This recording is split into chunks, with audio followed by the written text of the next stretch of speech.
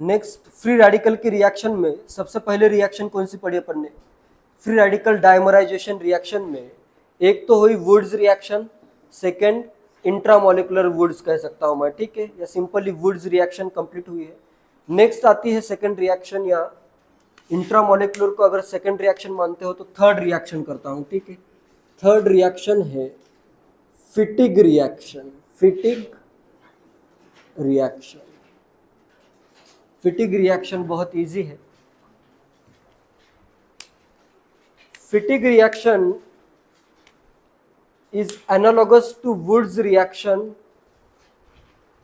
Woods reaction ही है, same to same, सिर्फ डिफरेंस इतना है कि वुड्स रिएक्शन में अल्काइल हैलाइड यूज होता है, फिटिग रिएक्शन में अराइल हैलाइड यूज होता है।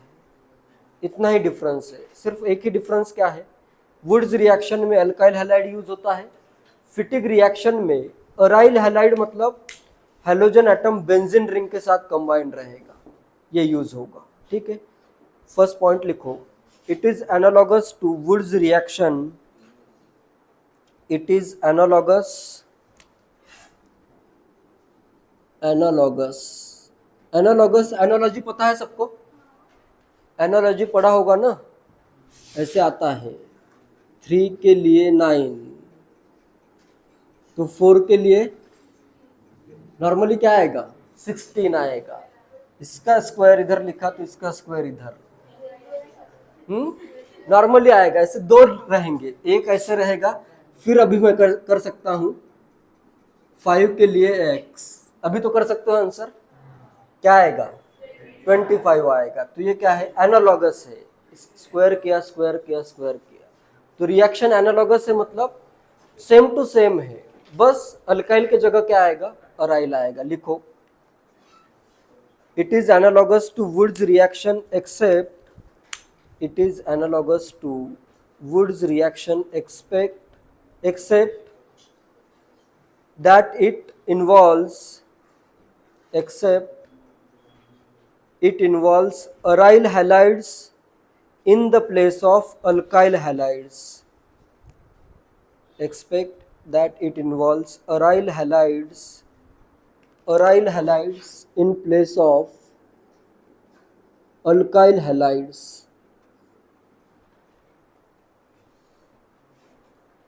सिंपल है। तो जैसे अगर रिएक्शन हो रही है, अगर मैं क्लोरोबेंजीन लेता हूँ, अराइल हैलाइड में लेता हूँ chlorobenzene in presence of Na and dry ether, analogous मतलब पूरा का पूरा सेम ही है, बस अराइल हैलाइड अगर यूज हुए हैं तो वुड्स ने नहीं कहा, वो कहा फिटिग ने, ठीक है, सेम ही रिएक्शन।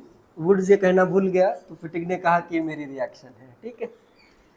प्रोडक्ट क्या बनेगा, इधर इधर आएगा रेडिकल, सेकेंड रेडिकल के साथ कंबाइन होगा, तो यहाँ पे प्रोडक्ट क्या बन जाएगा, एक आएगा बेंजीन रिंग, ये कनेक्टेड होगी सेकेंड बेंजीन रिंग के साथ, ये है बायफिनाइल, इसको मैं बायफिनाइल इसको कह सकता हूँ बायफिनाइल, या फिर इन जनरल प्रोडक्ट क्या बनेगा, बाय अराइल्स प्रोडक्ट होंगे, ठीक है। ये तो इस कंपाउंड का नेम बायफिनाइल है, बाय अराइल इसका क्या होगा, प्रोडक्ट होगा, या it is method of preparation of biaryls. इसमें ये भी पॉइंट लिखो, it is use for preparation of biaryls. एक क्वेश्चन लिखो, what will be the product if पैराक्लोरोटोलुइन या पैराब्रोमो करो, what will be the product if पैराब्रोमोटोलुइन is treated with sodium? What will be the product if पैराब्रोमोटोलुइन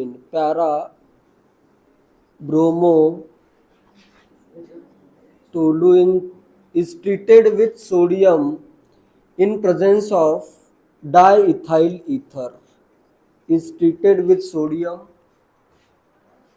in presence of diethyl ether। Draw करो product,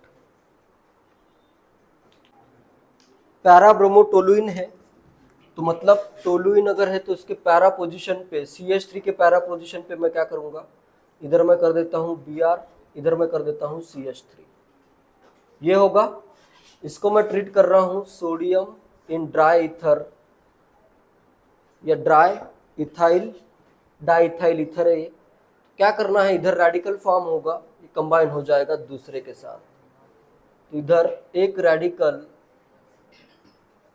second के साथ combine होगा, इधर आएगा एक CH3 और इसके एक पैरा पे एक CH3, ये अपना प्रोडक्ट होगा। ठीक है,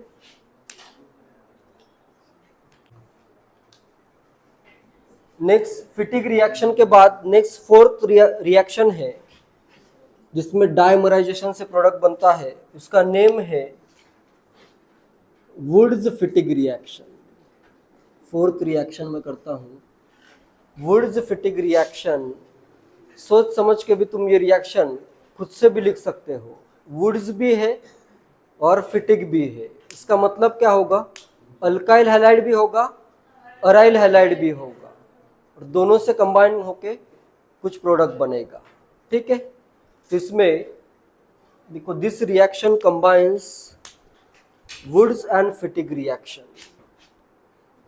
this reaction combines Wurtz and Fittig reaction. जैसे सिंपली जनरल रिएक्शन लिखता हूं मैं, PHX, PH मतलब फिनाइल रिंग है। ठीक है, बेंजीन रिंग मतलब ऐसे जरूरी नहीं है, बेंजीन पे कोई ग्रुप भी हो सकता है ऑलरेडी। इसकी रिएक्शन अगर मैं करूं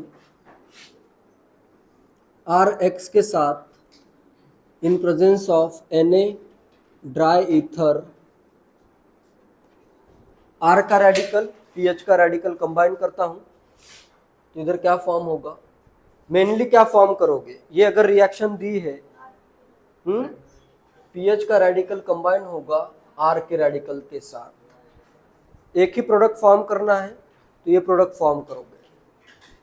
लेकिन क्या एक ही प्रोडक्ट बनेगा, क्या क्या बन सकता है, और R भी बन सकता है और PH भी बन सकता है। ठीक है, अगर ये रिएक्शन दी हो और तुम्हें एक प्रोडक्ट पूछा है तो कौन सा करोगे,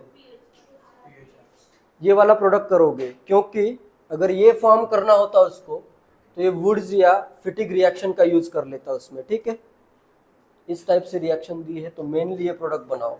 फॉर्म तो तीनों होंगे, लेकिन अगर तुम्हें एक ही फॉर्म करना है, एक ही मतलब आंसर करना हो, तो वो ये रहेगा। ठीक है, जैसे फॉर एग्जांपल अगर मैं करूं यहाँ पे X कैन बी क्लोरीन और ब्रोमीन, ये तो हर जगह पे है ही। नेक्स्ट मैं कर देता हूँ इथाइल CH3CH2Br, या इधर Cl भी कर सकते हो, सेम भी करो डिफरेंट भी करो, उससे थोड़ा सा फर्क तो पड़ सकता है, सेम कर देता हूँ। Br tetrahydrofuran as a solvent use करता हूँ, ईथर। बनाओ प्रोडक्ट्स।